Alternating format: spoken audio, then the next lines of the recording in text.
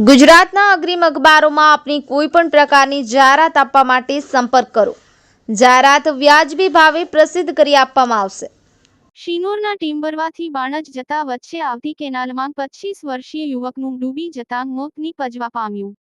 શિનોરના ટિમ્બરવાથી બાણજ જતા વચ્ચે આવતી કેનાલમાં 25 વર્ષીય યુવકનું ડૂબી જતાં મોત નીપજતા અરેરાટી વ્યાપી જવા પામી હતી.